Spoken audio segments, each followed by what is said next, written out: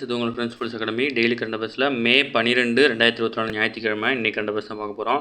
இதுக்கு முன்னாடி பார்த்திங்கன்னா நம்ம daily current affairs video upload பண்ணியிருக்கோம். பார்க்காதவங்க பார்த்து வச்சுக்கோங்க. அது மட்டும் இல்லாமல் டெய்லி ஈவினிங் 6 மணிக்கு வந்து பார்த்திங்கன்னா டிஎன்பிசி டிஎன்யூஸ் சேனல் கிளாஸஸ் வந்து பார்த்திங்கன்னா ஒரு டாப்பிக்காக வீடியோ அப்லோட் பண்ணியிருக்கோம். அதையும் பார்க்காதவங்க பார்த்து வச்சுக்கோங்க. கண்டிப்பாக உங்களுக்கு யூஸ்ஃபுல்லாக இருக்கும். அது மட்டும் இல்லாமல் நம்ம யூடியூப் சேனலில் நிறைய ஷார்ட்ஸ் வீடியோ போட்டுட்ருக்கோம். இம்பார்ட்டன்ட் கரண்ட் அஃபேர்ஸை மட்டும் ஷார்ட்ஸாக போட்டுட்ருக்கோம். அதை வந்து சப்ஸ்கிரைப் பண்ணி வச்சுக்கோங்க. நம்ம சேனலை சப்ஸ்கிரைப் பண்ணுங்கள், சப்போர்ட் பண்ணுங்கள். முடிஞ்சாலும் உங்கள் ஃப்ரெண்ட்ஸ் எல்லாருக்கும் ஷேர் பண்ணுங்கள். வாங்க ஃப்ரெண்ட்ஸ், இன்றைக்கி கரண்ட் அஃபேர்ஸ் பார்த்துலாம். ஃபஸ்ட்டு சென்னையில் வந்து பார்த்திங்கன்னா ரஷ்ய கல்வி கண்காட்சி வந்து தொடங்கியிருக்கிறாங்க. இதை யார் தொடங்கி வச்சிருக்க அமைச்சர் அப்படின்னா மக்கள் நல்வாழ்வுத்துறை அமைச்சர் மா சுப்பிரமணியம் அவர் தான் வந்து பார்த்திங்கன்னா சனிக்கிழமை தொடங்கி வச்சிருக்காரு. நம்ம நேற்று நியூஸ் பேப்பரில் நம்ம பார்த்துட்டோம். இதில் வந்து பார்த்திங்கன்னா ரஷ்யாவில் உள்ள கல்வி நிறுவன வளாகங்களில் வந்து பார்த்திங்கன்னா இந்திய மாணவர்கள் கல்வி கற்கும் வகையில் ரஷ்ய அறிவியல் மற்றும் கலாச்சார மையம் சார்பில் வந்து பார்த்திங்கன்னா ஆண்டுதோறும் வந்து பார்த்திங்கன்னா இந்த கல்வி கண்காட்சி வந்து நடத்தப்படுது. ஓகேங்களா. இதில் வந்து பார்த்திங்கன்னா ரஷ்யாவில் வந்து பார்த்திங்கன்னா 8000 மருத்துவ இடங்கள் வந்து பார்த்திங்கன்னா இந்திய மாணவர்களுக்காக ஒதுக்கப்படுது. இதில் வந்து பார்த்திங்கன்னா இந்திய மாணவர்கள் வந்து நீட் தேர்வில் 50% மதிப்பெண் பெற்றிருந்தால் போதும். இதில் எஸ்சி எஸ்டி மாணவர்களாக இருந்தால் 40% மதிப்பெண்கள் பெற்றிருந்தால் போதும் அப்படின்னு சொல்லியிருக்கிறாங்க. சரிங்களா. அடுத்து பயிர்களின் ஊட்டச்சத்து குறைபாடுகளை கண்டறியும் வழிமுறைகள் வந்து பார்த்திங்கன்னா அறிவிச்சிருக்காங்க. இதில் நமக்கு தேவையானது என்ன அப்படின்னா என்னென்ன ஊட்டச்சத்து குறைபாடுகள்லாம் இருக்குது அப்படின்னு தெரிஞ்சுக்கிட்டால் போதுமானது. இதில் வந்து தழைச்சத்து அப்படின்னு நம்ம எதை சொல்கிறோம் அப்படின்னா நைட்ரஜன் சத்து குறைபாடு. ஓகேங்களா. மணிச்சத்து அப்படின்னா பாஸ்பரஸ் குறைபாடு. ஓகேங்களா. இவை வந்து பார்த்திங்கன்னா இலைகள் வந்து முதிர்ந்து கீழே விழுவதுக்கு முன்னாடியே வந்து பார்த்திங்கன்னா அந்த இலைகள் வந்து இந்த குறைபாடுனால கீழே சீக்கிரம் விழுந்துடும். அதே போல் மெக்னீஷியம், துத்தநாகம் மற்றும் சாம்பல் சத்து அப்படின்னா வந்து பொட்டாசியம் குறைபாடு. ஓகேங்களா. இலைகள் வந்து மஞ்சள் அல்லது மஞ்சள் வெள்ளை நிறத்தில் காணப்படும். இது வந்து குளோரோட்டிக் அப்படி குறைபாடு அப்படின்னு சொல்லப்படுது. ஓகேங்களா. அது மட்டும் இல்லாமல் இலைகள் உயிருள்ள திசுக்களில் உள்ள உயிரணுக்கள் மடிவதால் ஏற்படும் நெக்ரோட்டிக் புள்ளிகளும் தென்படும் அப்படின்னு சொல்லியிருக்கிறாங்க. ஓகேங்களா. இதில் வந்து தழைச்சத்து அப்படின்னா நைட்ரஜன் சத்து, மணிச்சத்து அப்படின்னா பாஸ்பரஸ் குறைபாடு, அது மட்டும் இல்லாமல் சாம்பல் சத்துனா பொட்டாசியம் குறைபாடு. ஓகேங்களா. தெரிஞ்சு மட்டும் வச்சுக்கோங்க, அவ்வளோ இம்பார்ட்டன்ட் கிடையாது. அடுத்து போக்சோவில் 20 ஆண்டுகளுக்கு தண்டனை பெற்றவர் வந்து விடுதலை பண்ணியிருக்காங்க. அதாவது போக்சோ சட்டத்தின் கீழ் 20 ஆண்டுகளுக்கு முன்பு சிறை தண்டனை வந்து விதிக்கப்பட்ட 20 ஆண்டுகள் வந்து சிறை தண்டனை விதிக்கப்பட்ட இளைஞர் வந்து பார்த்திங்கன்னா அதே பெண்ணை திருமணம் செய்து கொண்டதை எடுத்து அவர் தண்டனை வந்து ரத்து செய்யப்பட்டிருக்கு. ஓகேங்களா. இது வந்து உச்சநீதிமன்றத்துடைய வழிகாட்டுதலின்படி வந்து பார்த்திங்கன்னா நீதிமன்றம் வந்து இந்த தீர்ப்பை வந்து வழங்கியிருக்கு. ஓகேங்களா.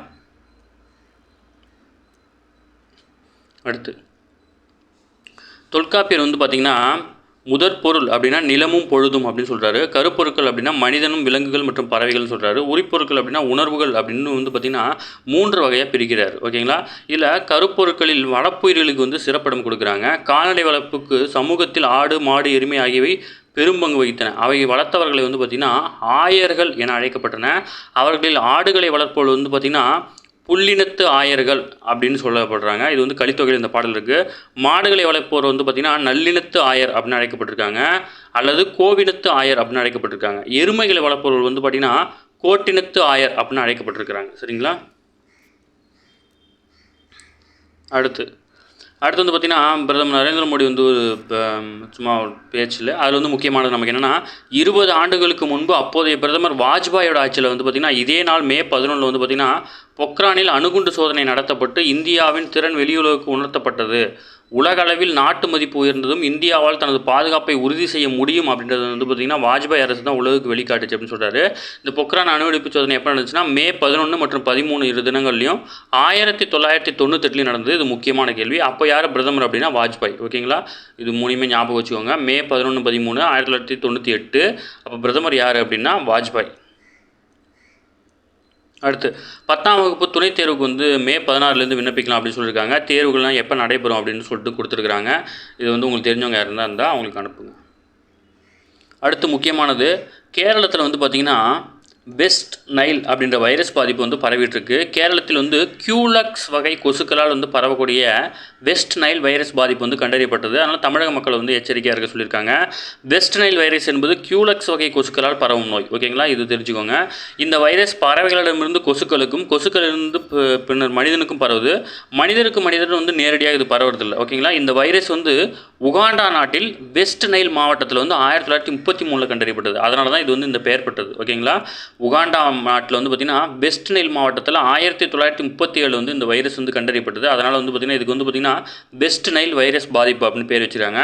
வைரஸ் தாக்குதலுக்குள்ளான மக்கள் வந்து பார்த்திங்கன்னா 80% பேருக்கு வந்து அறிகுறியை காணப்படுவதில்லை. காய்ச்சல், தலைவலி, வாந்தி, உடல்வலி போன்ற அறிகுறிகள் வந்து பாதிக்கப்பட்டுள்ள கொஞ்சமாக காணப்படுது. இந்நோய் வந்து பார்த்திங்கன்னா எலைசா மற்றும் RT-PCR சோதனை மூலம் வந்து கண்டறியலாம். ஓகேங்களா, அதுக்கப்புறம் பார்த்திங்கன்னா இது நோய் தொற்று கண்டறியப்பட்ட நபர்களிடமிருந்து பரிசோதனை மாதிரிகளை வந்து சேகரித்து பூனேவில் உள்ள தேசிய வைரஸ் ஆராய்ச்சி மையத்தில் வந்து பரிசோதிக்க அனுப்பியிருக்காங்க. ஓகேங்களா, தேசிய வைரஸ் ஆராய்ச்சி மையம் எங்கே இருக்குது அப்படின்னா பூனேவில் இருக்குது. ஓகேங்களா, இந்த நோயை கண்டுபிடிக்கும் சோதனை வந்து பார்த்திங்கன்னா எலைசா RT-PCR சோதனை. அதுக்கப்புறம் முக்கியமானது பார்த்திங்கன்னா வெஸ்ட் நைலுங்கிறது என்ன பேர் காரணம் அப்படின்னா உகாண்டா நாட்டில் உள்ள வெஸ்ட் நைல் மாவட்டத்தில் 1937 கண்டுபிடிக்கப்பட்டது. வெஸ்ட் நைல் வைரஸ் என்பது வந்து பார்த்திங்கன்னா கியூலக்ஸ் வகை கொசுக்களால் வந்து பரவக்கூடிய நோய். ஓகேங்களா, அடுத்து திண்டுக்கல் மாவட்டம் பழனியில் அருள்மிகு பழனியாண்டவர் கலை பண்பாட்டு கல்லூரியில் வந்து பார்த்திங்கன்னா உலகத்தமிழர் முத்தமிழர் முருகர் மாநாடு வந்து விரைவில் நடைபெற இருக்குது. இந்து சமய அறநிலையத்துறை சார்பில் நடைபெறவுள்ள இந்த மாநாட்டில் வந்து பார்த்திங்கன்னா தமிழகம் மட்டுமின்றி உலகின் பல்வேறு பகுதியிலிருந்து முருக பக்தர்கள், ஆன்மீக அமைப்புகள், ஆதீனங்கள் பல்வேறு பேர் வந்து பங்கேற்க இருக்கிறாங்க. இதை மட்டும் தெரிஞ்சுக்கோங்க. பின்னாடி வந்து டேட் அறிவிக்கும் போது நம்ம டீட்டெயில்டாக படிச்சுக்கலாம். அடுத்து மேகாலயத்தின் முதல் பெண் டிஜிபியாக ஒருத்தவங்க வந்து பதவியேற்றிருக்காங்க. மேகாலய மாநிலத்தில் முதல் பெண் காவல்துறை தலைவர் டிஜிபியாக வந்து பார்த்திங்கன்னா மூத்த IPS அதிகாரி இட்டாஷிஷா நோங்க்ரா அவங்க தான் வந்து நியமிக்கப்பட்டிருக்காங்க. சரிங்களா,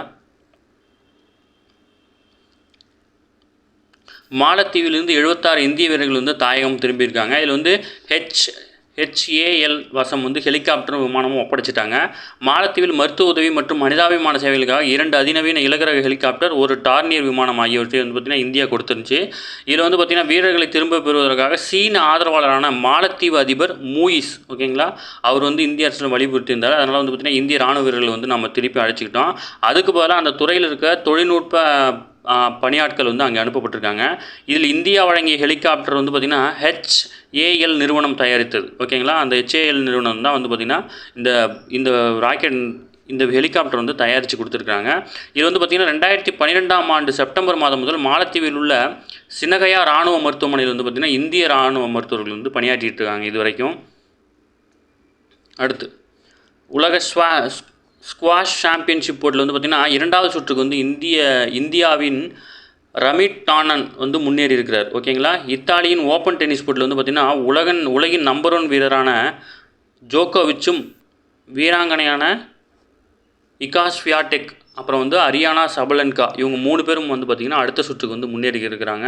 இது ஃபைனல் சுற்றில் இருக்கிறது நம்ம கேள்வியாக வரும். இது ஒன்றும் பெருசாக தேவையில்லை. அடுத்து வந்து பார்த்திங்கன்னா சர்வதேச கிரிக்கெட் போட்டியிலிருந்து ஓய்வு பெறுவதாக அறிவித்தார் இங்கிலாந்து அணியின் மூத்த வேகப்பந்து வீச்சாளர் ஜேம்ஸ் ஆண்டர்சன். ஓகேங்களா, இது முக்கியமானது. என்ன கேட்பாங்க அப்படின்னா ஜேம்ஸ் ஆண்டர்சன் சமீபத்தில் வந்து பார்த்திங்கன்னா சர்வதேச போட்டியிலிருந்து விலகிய ஜேம்ஸ் ஆண்டர்சன் வந்து எந்த விளையாட்டுடன் தொடர்புடையன்னு கேட்பாங்க. கிரிக்கெட் போட்டியில் தொடர்புடையவர், இதை தெரிஞ்சு வச்சுக்கோங்க. அடுத்து வந்து பார்த்திங்கன்னா அண்மையில் நடைபெற்ற உலகக்கோப்பையில் வந்து பார்த்திங்கன்னா தங்கப்பதக்கம் வென்றிருக்கு இந்தியா. எதில் அப்படின்னா வில்வித்தையில். இதுவரை வந்து பார்த்திங்கன்னா தீரஜ் பொம்மதேவரா மட்டுமே தான் வந்து பார்த்திங்கன்னா பாரிஸ் ஒலிம்பிக் போட்டிக்கு வந்து தகுதி பெற்றிருக்கிறாரு. சரிங்களா, அடுத்த சிங்கப்பூரின் பிரதமராக கடந்த 20 ஆண்டுகளாக பொறுப்பில் இருந்த லீ சியன் லூங், ஓகேங்களா, அவருடைய வயது வந்து 72. அவர் வந்து வரும் புதன்கிழமை வந்து ஓய்வு பெறுகிறாரு. இதையடுத்து துணை பிரதமரான லாரன்ஸ் வாங் அப்படின்றவர் தான் வந்து பார்த்திங்கன்னா புதிய பிரதமராக வந்து பொறுப்பேற்கிறாரு. அவர் வந்து பார்த்திங்கன்னா IIT IIM பட்டதாரிகளோட திறமைகளை பற்றி புகழ்ந்து பேசியிருக்கிறாரு. சரிங்களா, முக்கியமானது கேட்குறதுக்கு வாய்ப்பு இருக்குது. பாலஸ்தீனத்துக்கு வந்து பார்த்திங்கன்னா முழு உறுப்பினர் அந்தஸ்து ஐநாவில் வந்து தீர்மானம் நிறைவேற்றிட்டாங்க. பாலஸ்தீனத்தை ஐநாவின் முழுமையான உறுப்பு நாடாக வழிவகுக்கும் தீர்மானம் வந்து பார்த்திங்கன்னா ஐநா பொது சபையில் நிறைவேற்றப்பட்டிருக்கு. மொத்தமுள்ள 193 உறுப்பு நாடுகள் கொண்ட இந்த சபையில் வந்து பார்த்திங்கன்னா 143 நாடுகள் வந்து வாக்களித்தன. 25 நாடுகள் வாக்களிப்பை புறக்கணித்து இஸ்ரேல், அமெரிக்கா உட்பட 9 நாடுகள் வந்து தீர்மானத்தை எதிர்த்து வந்து வாக்களிச்சிருக்காங்க. ஓகேங்களா, தற்போதைய நிலையில் ஐநா பொதுச்சபையில் பார்வையாளராக மட்டும்தான் வந்து பார்த்திங்கன்னா பாலஸ்தீனம் இருந்து வந்துச்சு. 2012ஆம் ஆண்டில் வழங்கப்பட்ட இந்த அந்தஸ்து மூலம் வந்து பார்த்திங்கன்னா பொதுச்சபையில் நிகழ்ச்சிகள் பங்கேற்க மட்டும்தான் அதுக்கு வந்து அதிகாரம் இருந்துச்சு, ஆனால் வாக்களிக்க முடியாது. இந்த வகையில் வந்து பார்த்திங்கன்னா பாலஸ்தீன மக்கள் பிரதிநிதியாக BLO அமைப்பு வந்து கடந்த 1974ஆம் ஆண்டு இந்தியா அங்கீகரித்தது. அத்தகைய அங்கீகாரத்தை வழங்கிய முதல் அரபு இல்லாத நாடு வந்து இந்தியா அப்படின்னு சொல்கிறாங்க. அது இல்லாமல் 1988 மற்றும் 1996ல் பாலஸ்தீனத்தை வந்து பார்த்திங்கன்னா ஒரு நாடாக அங்கீகரித்த முதல் நாடு அப்படின்னா அது இந்தியா தான். சரிங்களா, இன்னும் அதோடைய கவுண்டிங் அதிகரிக்கல, இன்னும் 193 தான் இருக்குது, இன்னும் ப்ராசஸ் இருக்குது. அது முடிஞ்ச உடனே இந்த ஆட் பண்ணி 194வது நாடாக மாற்றுவாங்க. சரிங்களா? அடுத்து உலக செவிலியர் தினம். ஓகேங்களா? இன்றைக்கி மே 12 உலக செவிலியர் தினம். இது வந்து பார்த்திங்கன்னா செவிலியர்களின் முன்னோடியான ஃப்ளாரன்ஸ் நைட்டிங்கேல் அவங்களுடைய பிறந்தநாள் வந்து மே 12. அந்த நாளை வந்து பார்த்திங்கன்னா ஆண்டுதோறும் உலக செவிலியர் நாளாக நம்ம கொண்டாடிட்டு இருக்கோம். இதை மட்டும் தெரிஞ்சுக்கோங்க. அடுத்து வந்து பார்த்திங்கன்னா ஸ்கூலோட ஆடு. அவ்வளோதான் ஃப்ரெண்ட்ஸ். இன்றைக்கி கரண்ட் அஃபேர்ஸ் அவ்வளோதான். இன்றைக்கி நம்ம வந்து இம்பார்ட்டன்ட் ஃபுல்லாக பார்த்துட்டோம். இன்றைக்கி கொடுத்த கரண்ட் அஃபேர்ஸ் வந்து கரெக்டாக நோட்ஸ் எடுத்து வச்சுக்கோங்க. இந்த பிடிஎஃப் வந்து பார்த்திங்கன்னா ஃப்ரெண்ட்ஸ் போலீஸ் அகாடமி அப்படின்னு டெலிகிராம் சேனலில் போடுறேன். நீங்கள் அதில் போய் எடுத்துக்கலாம். இது மட்டும் இல்லாமல் நிறைய கொஸ்டின்ஸ், இம்பார்ட்டன்ட் புக் பேக்கு, எல்லா மெட்டீரியலுமே வந்து பார்த்திங்கன்னா நம்ம டெலிகிராம் சேனல் இருக்கும். நீங்கள் போய் எடுத்துக்கலாம். அப்படி இல்லைனா அந்த டெலிகிராம் சேனல் லிங்க் வந்து பார்த்திங்கன்னா டிஸ்கிரிப்ஷனில் கொடுக்குறேன். அதை டச் பண்ணி நீங்கள் ஜாயின் பண்ணிக்கோங்க. நம்ம சேனலை சப்ஸ்கிரைப் பண்ணுங்கள், சப்போர்ட் பண்ணுங்கள். முடிஞ்சவங்க உங்கள் ஃப்ரெண்ட்ஸ் எல்லாருக்கும் ஷேர் பண்ணுங்கள். Thank you friends.